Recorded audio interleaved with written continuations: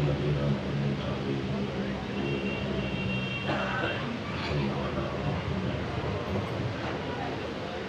أعوذ بالله من الشيطان الرجيم بسم الله الرحمن الرحيم الحمد لله الذي لا يبلغ مدحته القائلون ولا يحصي نعماءه العدون ولا يعدي حقه المجتهدون الذي ليس لصفته حد محدود ولا نعت موجود ولا وقت معدود ولا أجل ممدود فطر الخلائق بقدرته ونشر الرياح برحمته والصلاة والسلام على الرسول المسدد المصطفى الأمجد المحمود الأحمد سيدنا ومولانا ومولى الكونين جد الحسن والحسين علي والقاسم محمد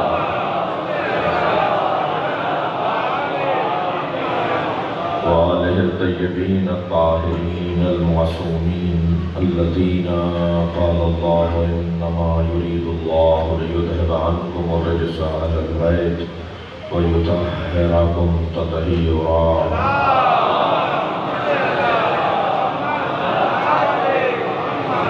ولعنة الله على أعدائهم أجمعين من يوم عداوتهم إلى قيام يوم الدين أما بعد قال الحكيم في القرآن الكريم بسم الله الرحمن الرحيم قل إنما أعظكم بواحدة أن تقوموا لله مثنى وفرادا وما بصاحبكم من جنة إن هو إلا نذير لكم بين يدي عذاب شديد صلوات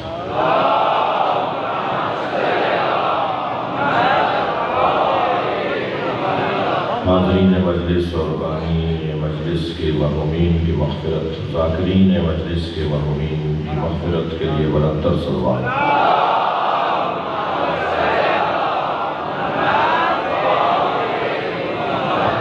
سورہ مبارکہ سبا کی 46ویں آیت میں نے آپ کے سامنے پڑھی ہے اللہ اپنے اس کلام میں معرفت کا ایک دسترخوان بچھا رہا ہے خالق کا کلام ہمیشہ نیا نظر آتا ہے انسان نہیں بدلتا مادہ بدل جاتا ہے وسائل بدل جاتے ہیں گاڑیاں بدل جاتی ہیں سواریاں بدل جاتی ہیں مکان بدلتے ہیں غذائیں بدلتی ہیں مگر انسان نہیں بدلتا 1400 سال پہلے جو انسان تھا آج بھی وہی ہے جب انسان نہیں بدلے گا تو پھر خالق کا کلام بھی پرانا نہیں ہوگا یہ بچہ نہ پوچھے یہ بات کہ 1400 سال پرانا کلام جدید دور میں کیسے چلے گا اللہ اپنے کلام میں سواریوں سے متعلق تو بات ہی نہیں کرتا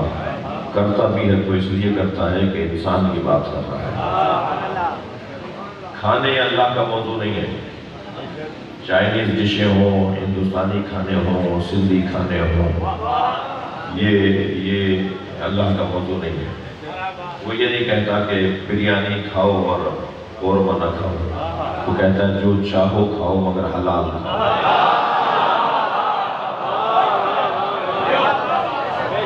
وہ یہ نہیں کہتا کہ شلوار قمیض پہنو اور پینٹ شرٹ نہ پہنو وہ یہ نہیں کہتا کہ تہبند نہ باندھو جی پجامہ پہنو وہ یہ نہیں کہتا کہ مثال کے طور پر فلاں لباس نہ پہنو اور فلاں پہنو وہ کہتا ہے اپنی حیا بچاؤ جو چاہو پہنو میں تمہیں بے حیا نہیں دیکھنا صلوات پڑھ لے ذرا محمد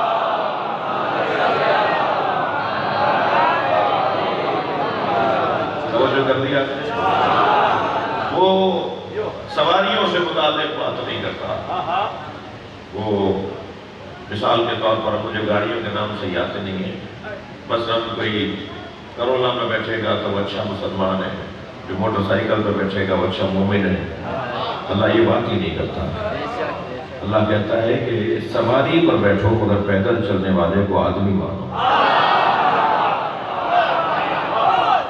ایسا نہ بیٹھ کر اپنے آپ کو بھی سمجھو کہ تم گاڑی ہو گئے ہو.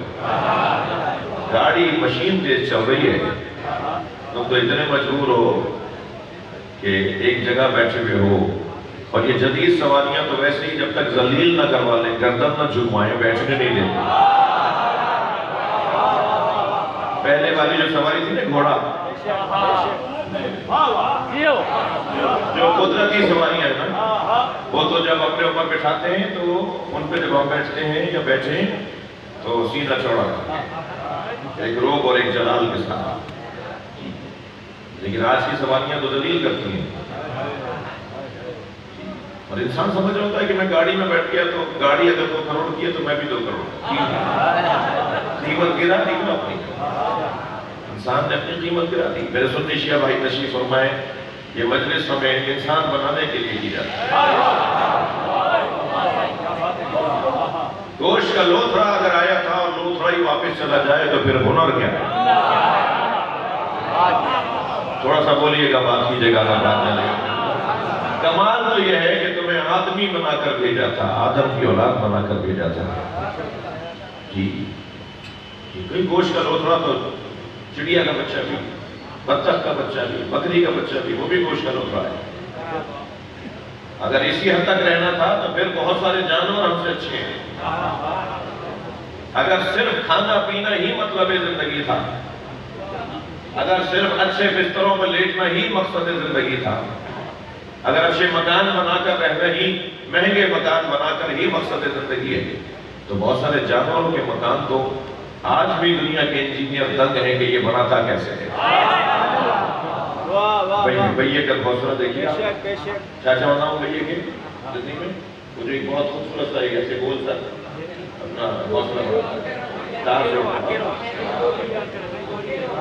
اکیرو، اب یہ کوئی سندھی کا بھی بات ہے، اکیرو آخر یہ جو بناتا ہے لیکن کیسے تار جوڑتا ہے، ادھر کا ادھر، ادھر کا ادھر، وہ آپ اس کو ڈھونڈتے ہی رہیں کہ اس کا سرا کہاں ہے. اس کے جو پہیے کے گھونسلے ہوتے ہیں وہ میوزیموں میں رکھے جاتے ہیں، وہ نمائشوں میں رکھے جاتے ہیں کہ دیکھو کیا بنایا ہے. شہد کی مکھی کیسا نظام بناتی ہے. تو اگر اچھا مکان بنانا ہی مقصد تھا تو اللہ نے کچھ جانوروں کو ایسا انجینئر بنا دیا. دنیا کے معمار جہاں قلم توڑ دیں وہاں جانور نظر آتا ہے. تو یہ تو کوئی ہنر نہیں ہے کہ مکان اچھا بنا دیا، سواریاں اچھی لے لی، مکانات اچھے بنا دیے، کھانے بڑے اچھے کھا رہے ہیں. اچھا قد بڑا لمبا ہے،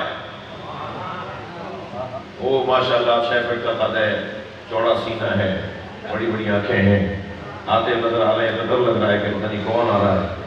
پھر اس میں کپڑے بھی مہنگے چڑھا لیے، تو یہ کپڑے مہنگے پہن کر اپنے آپ کو مہنگا سمجھتا ہے. یہ انسان کا تعارف کروا رہا ہوں میں آپ کو، یہ حالت ہے انسان کی. بعض لوگ مہنگے کپڑے پہن کے خود کو بھی مہنگا سمجھتے ہیں. بعض لوگوں کے کپڑوں میں غلط ہوتا ہے، کچھ لوگوں کی گردنوں میں غلط ہوتا ہے.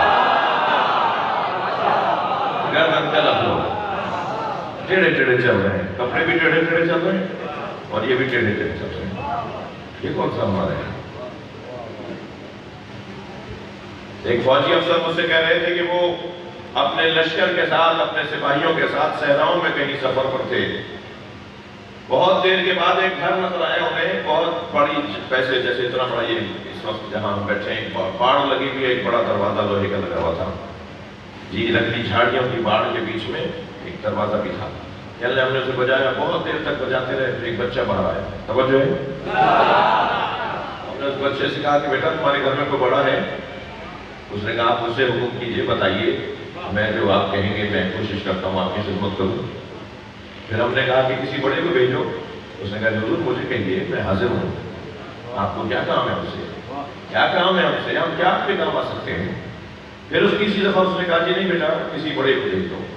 تو وہ اندر گیا، وہ اونٹ کو پکڑ کر لے آیا. کہتا ہے ہمارے گھر میں یہی بڑا ہے.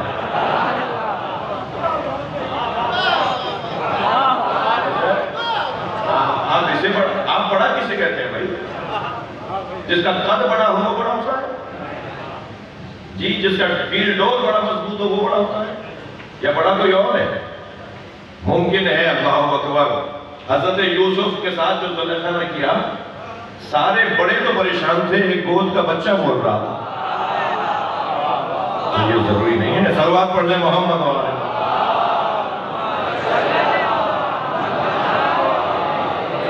یہ کوئی ضروری نہیں ہے کہ اگر کوئی آدمی بہت بڑا ہے تو وہ زیادہ سمجھدار بھی ہے. اللہ کا کام اللہ کا ہے بھائی. عبادات اللہ کے کاموں میں اگر دخالت دیں گے تو رسوائی کے علاوہ کچھ اور نہیں ہے. اس نے اپنی نظام کو چلانے کے لیے جو طریقے اپنائے ہیں وہ حسین ترین ہیں.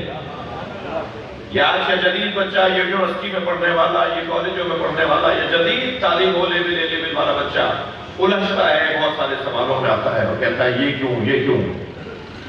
اور بعض لوگوں نے تو یہاں تک بول دیا کہ یہ کیوں اور کیسے. آج آپ کو ایسے مانیں گے نہیں مولانا, آپ کی ہر بات پر ایک اعتراض ہے, ہر بات پر ہمارے ذہن میں سوال ہے.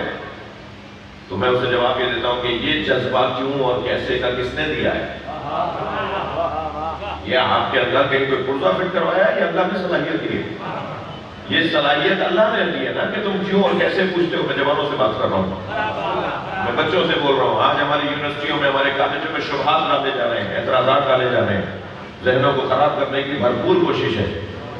میں اسی لیے بار بار چھوٹا سا آپ کا نوکر ہوں, بار بار اسی لیے ہم تک تاکید کرتے ہیں کہ اچھی تعلیم دیجئے مگر ہر کچھ دن کے بعد بچے کو مجلس میں ضرور لائیے. یہ مجلس زیادہ ویکسینیشن کا کام کرتی ہے. کچھ لوگوں کو باڈی میں ویکسینیشن کی ضرورت ہے اور پوری قوم کو ذہن میں ویکسینیشن کی ضرورت ہے.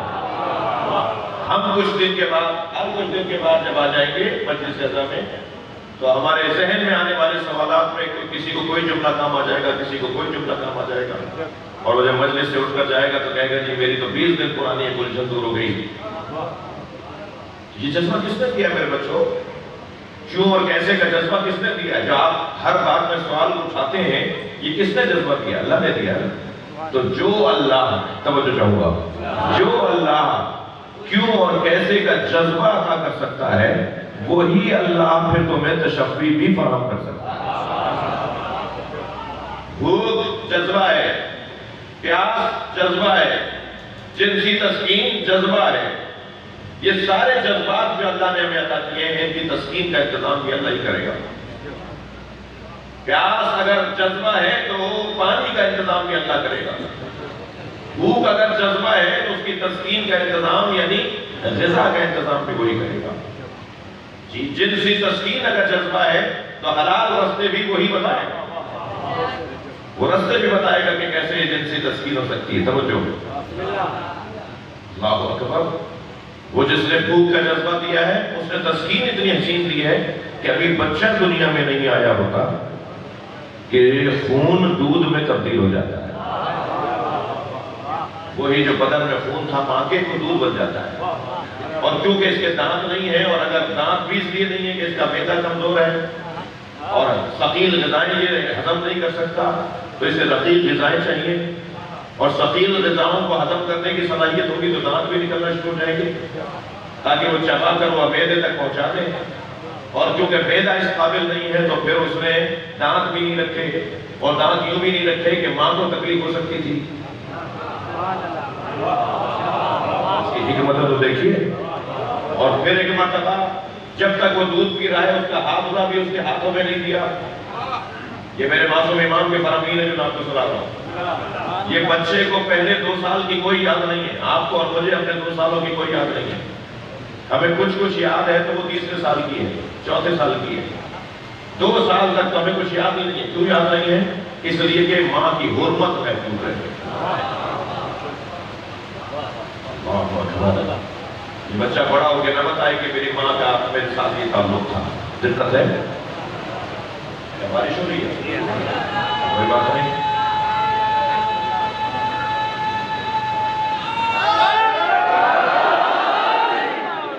اس طرف والے دوست آگے آ جائیں. ایک سلوات پڑھتے ہوئے اگر وہاں پہ مسئلہ ہونا ہے, ایک سلوات پڑھتے ہوئے تھوڑا جگہ بنا, آپ بھی تھوڑا جگہ بنائیے. ایک سلوات پڑھ لیجیے ذرا نبی اللہ.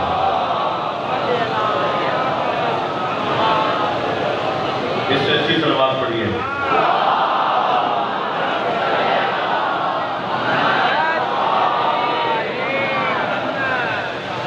ویسے عزاداروں کا جو جذبہ ہے نا وہ جذبہ ہی دشمن کو جیتے جی مار رہا۔ 25 محرم کو مولا سجاد کی شہادت کی تاریخ تھی۔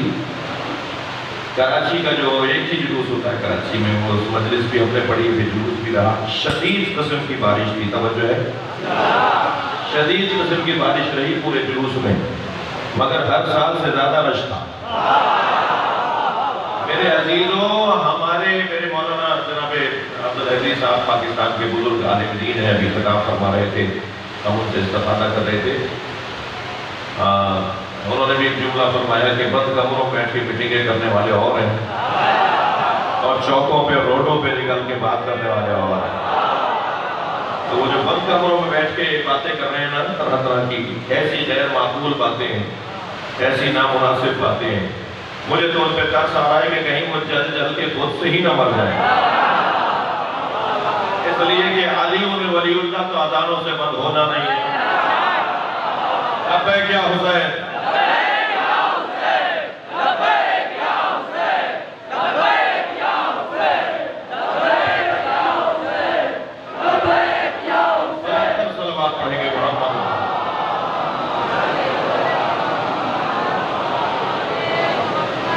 توجہ ہے؟ تو یہ جو جذبہ ہے نا آپ کا، جو اس وقت ہر جگہ ہی موجود ہے، ان کا اپنے مخالفوں کا جواب کیا دینا ہے، کسی کو کچھ نہیں کہنا۔ ہمیں اپنے مخالفوں کا جواب ان کی طرح نہیں دینا، بے وقوف ہے وہ بے وقوف ہے، ہمیں ان کی طرح جواب نہیں دینا۔ وہ جتنا عزاداری کے خلاف بولیں اتنا مجلسوں میں رش پڑے گا، وہ جتنا مولا علی کے نام لینے پر تبصرہ کریں اتنا ہم آزادوں میں علی علی بولیں گے۔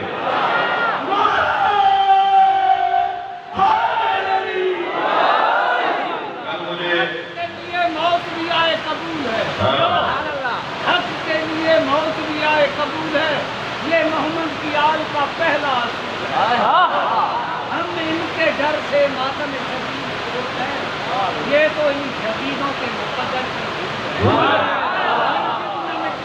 آزاداری حسین، یہ حق کا فیصلہ اور دعائے علی کے چاہنے والوں کو کوئی ڈر ہی نہیں، علی کے چاہنے والوں کو کوئی ڈر ہی نہیں، مگر یزید کے نسلوں کو یہ خبر ہی نہیں۔ علی ولی اللہ کس طرح مٹائیں گے ظالم، جبکہ یزید کے لشکر میں کوئی نر ہی نہیں۔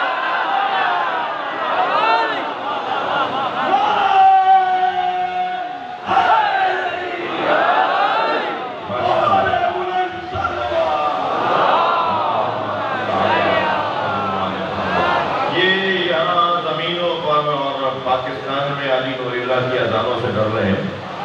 تم نے پچھلے سال شعر پڑھا تھا کہ ہم تو آسمانوں پہ علی علی لکھیں گے۔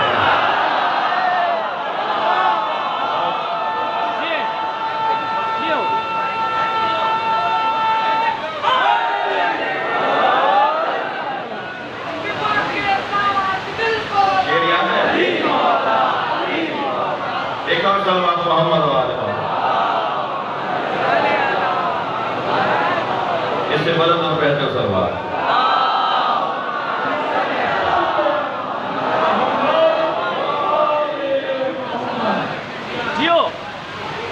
مولا علی کو اپنی جان کا نہیں، وہ پچھلے سال ستاروں پر آسمانوں پر ہاں بسم اللہ۔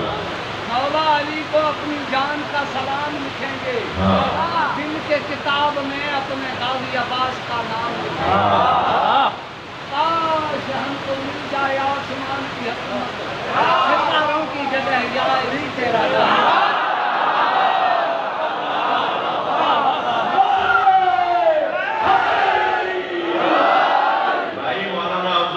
کا مقام بہت بلند ہے، قائد ملت جعفری علامہ ساجد نقوی کا مقام بہت بلند ہے، آیت اللہ حافظ ریاض نجفی کا مقام بہت بلند ہے، شیخ الملت علامہ شیخ محسن علی نجفی کا مقام بہت بلند ہے۔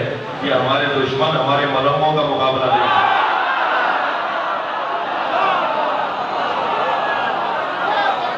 صلوات پڑھیں محمد و آل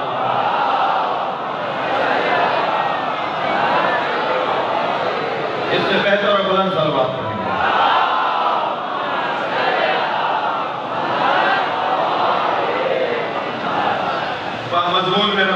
گیا. جی میں نے جو آیت پڑھی ہے نا وہ آیت بھی اسی لیے پڑھی تھی کہ جیسے ابھی مولانا نے بڑا حسین منظر بتایا کہ ہمارے پاس سب کچھ ہو اور علی کا پیار نہ ہو. ہمارے پاس تمام تر اعمال ہو مگر علی مولا کی محبت نہ ہو تو وہ ہمارے منہ پر ماری جائے گی. لہذا اللہ نے توجہ اللہ نے ہم سے ایک ہی نصیحت کی ہے. توجہ آیت کو سنیں. سورہ مبارکہ سبا ترجمہ کروں گا اور مسائل پڑھوں گا. ارشاد ہو رہا ہے قل انما اعظکم بواحدہ. اے میرے حبیب مولانا توجہ اے میرے حبیب کہہ دو تم کہہ دو. اچھا جتنی بھی باتیں حساس تھی نا اس میں اللہ نے کہا تم کہہ دو. قل هو اللہ احد مسئلہ حساس تھا میرے نبی تم کہہ دو. قل انما انا بشر مثلکم مسئلہ حساس تھا اے میرے نبی تم کہہ دو. قل لا اسألکم علیہ اجرا الا المودۃ فی القربى مسئلہ حساس تھا میرے حبیب تم کہہ دو. ایک اللہ کی وحدانیت ایک رسول کی رسالت اور معرفت ایک اہل بیت کی اجر رسالت اور ایک علی کی ولایت. قل انما اعظکم بواحدہ اے میرے حبیب تم کہہ دو کہ میں تمہیں ایک نصیحت کرتا ہوں. بھائی توجہ میری طرف رہے. آپ کی سبحان اللہ کی آوازیں یہ بارش کے قطرات پر غالب آنی چاہیے. قل اے میرے حبیب کہہ دو انما اعظکم بواحدہ میں تمہیں ایک نصیحت کرتا ہوں. میں ایک نصیحت کرتا ہوں ان تقوموا للہ. اس ایک نصیحت کے لیے قیام کرو. اس ایک نصیحت کے لیے اللہ کی بارگاہ میں اللہ کی خاطر قیام کرو. واحدہ کیا ہے؟ وہ جو ایک چیز کی نصیحت ہے وہ کیا ہے؟ اور اس ایک چیز کے لیے قیام کرو للہ اللہ کی خاطر. وہ چیز کچھ اور ہے قیام للہ اور ہے. اس کام کے لیے اللہ کی خاطر کام کرو. اس کام کے لیے اللہ کی خاطر قیام کرو. مثلا و فرادہ مل کر پورا چمبڑ اور میرپور خاص کے دور دور کے لوگ آئے ہوئے ہیں. مل کر قیام کرو و فرادہ یا اکیلے قیام کرو. نماز تم جماعت سے پڑھو یا فرادہ تمہیں اللہ کی بارگاہ میں حاضری دینی ہے. مثلا و فرادہ وما بصاحبکم من جنہ اور جان لو کہ تمہارا صاحب یعنی نبی جو یہ تمہیں کہہ رہا ہے کہ اللہ کے لیے ایک کام کرو تمہارا صاحب مجنون نہیں ہے. ان ہوا الا نذیر لکم وہ اگر ہے تو تمہارے لیے ہدایت دینے والا ہے. جی بین یدائے عذاب شدید اور تمہیں عذاب شدید سے بچائے گا تاکہ تم اس کی نصیحت پر عمل کرو گے تو بچائے گا. وہ ایک چیز کیا ہے جس کے لیے مثنا و فرادہ مل کر یا علیحدہ علیحدہ رہ کے کام کرنا ہے. اس ایک چیز کو میرے معصوم امام فرماتے ہیں ولایت علی. ولایت علی کی خاطر کام کرو محنت کرو ہمت کرو حوصلہ کرو. یہ اس وقت جو آپ مجلس کر رہے ہیں یہ جو خدشہ ہو رہا ہے یہ جو ہمارے پولیس کے برادران یہ ہمارے سیکیورٹی کے افراد یہ ہمارے بلدیہ کے افراد جس نے بھی سہولتوں اور جس نے اپنی ڈیوٹیاں کی ہیں یہ سب جو آپ کر رہے ہیں ایک عبادت ہے. اور اس عبادت کا بہترین اجر و ثواب جب ملے گا جب عبادت میں زحمت زیادہ ہوگی. عبادت میں زحمت زیادہ ہوگی تب جا کر کبھی غور کیا کہ امام حسین کی زیارت کرنا 70 حجوں کے برابر کیوں ہے؟ میں ایک سنی عالم دین کے ساتھ بیٹھا تھا انہوں نے کہا جی آپ کے یہاں جب یہ پڑھا جائے گا کہ امام حسین کی کربلا میں جا کے زیارت کرنا 70 حجوں سے زیادہ ثواب رکھتا ہے تو پھر شیعہ حج پہ کیوں جائیں گے شیعہ تو کربلا جائیں گے. میں نے کہا حضور اس کو سمجھنے کی ضرورت ہے یہ معصوم کا فرمان ہے ہر ایک کے حلق میں اترتا نہیں ہے. یہ میٹرک کی کلاس کی بات ہے کچی پکی والوں کو سمجھ میں نہیں آئی. اس کے لیے تھوڑا سا مقدماتی تعلیم کو گزارنا پڑے گا.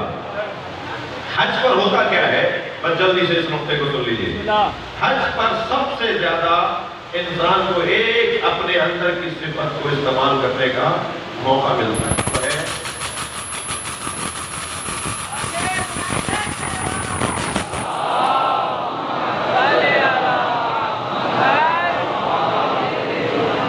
ایک اور صلوات پڑھیں گے نبی کا.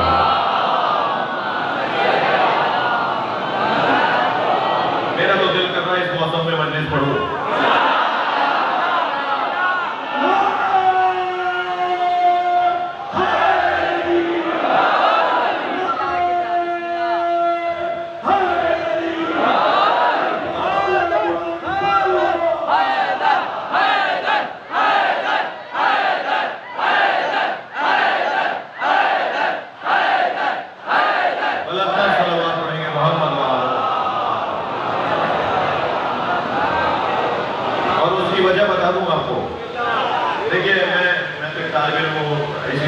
باتیں کر کے مکمل کر دوں گا اپنی بات کو. اصل مسئلہ اس جذبے کو زندہ رکھنے کا ہے. یہ جو مجلس پر شروع ہوئی ہے نا، یعنی ہم مجلس دو طرح سے کرتے ہیں، علم لینے آتے ہیں اور حوصلہ بڑھانے آتے ہیں. ایسے موقع پر حوصلہ بڑھانے کی مشق ہو رہی ہوتی ہے. اچھا آپ جو آئی گئے وہ جائیں گے تو رہی. بہتر نہیں ہے کہ قربت اللہ کی نیت کر لیں. بہتر نہیں ہے کہ مولا قرآنی کرنے کی اپنی مشق کرنے کی نیت کر لیں تو پھر الجھ کے نہیں بیٹھے مجلس میں کہ بھائی آ گئے تھے مصیبت میں پھنس گئے تھے تو ادھر ہی نہیں رہا. تو نیت کر لیں اپنی، اس کا ثواب ہر مجلس سے جاتا ہے. جلدی درج کر رہا ہوں. مولا علی کی ولایت ایک نصیحت اللہ نے کی ہے اور اس ایک نصیحت کو چاہتا ہی ہے کہ اسے مل کر ادا کیا جائے اور قرآن ادا کیا جائے. بس عزیزو، اس ولایت علی کی خاطر 1400 سال سے محنت ہو رہی ہے، قربانیاں دی جا رہی ہیں. میرا اس مجمع کے ساتھ اس برستے ہوئے پانی سے ایک سوال ہے کہ کربلا میں حسین کا بچہ تڑپ تڑپ کے مر گیا اور حسین مولا نے دشمنوں سے پانی مانگا. جناب رباب رو رو کر کہتی تھی کہ میرے لیے وہ وقت بڑا کڑا تھا، بڑا کٹھن تھا جب میرا والد بچے کی خاطر اپنے دشمنوں سے پانی مانگا. اللہ یہ اللہ کا انعام تھا حسین ابن علی کے لیے. بڑا ذکر تھا اس ماں کا جسے رباب کہا جاتا ہے. ایک بچہ کربلا میں حسین کی گود میں دے دیا اور ایک بچے کو زندان شام میں چھوڑ کر آیا. اجو اکبر اللہ. آپ کے گھروں میں چھوٹی بچیاں ہیں نا، چھوٹی بچیاں ماں سے زیادہ باپ سے لڑتی ہیں. بار بار پوچھتی ہیں بابا کب آئیں گے. باپ کا بستر سیدھا کر کر کے سنبھالتی ہیں، بابا میرے گھر لیٹیں گے. اجو اکبر اللہ. حسین کے سینے پہ سونے والی سکینہ انتظار کرتی رہی بابا کب آئیں گے. کس نے آ کر بتایا کہ حسین مارے گئے؟ سلجھنا نے آ کے بتایا. آبادوں کو آزاد کرے گا بتاؤ. سلجھنا نے آ کے بتایا کہ حسین مارے گئے. اور جیسے ہی گھوڑا آ کے کھڑا ہوا نا تو جناب سکینہ نے آگے بڑھ کر ایک ہی سوال کیا، بس میں نے ختم کر رہا ہوں. گھوڑے نے گردن جھکا دی. سکینہ نے گھوڑے کی گردن پہ ہاتھ رکھ کے کہا یا جما دو ابھی ہر سوچیا ابھی ہم کو دل آشانا، مجھے بس اتنا بتا دے پانی پلا کر مارا یا میرے بابا کو پیاسا. اللہ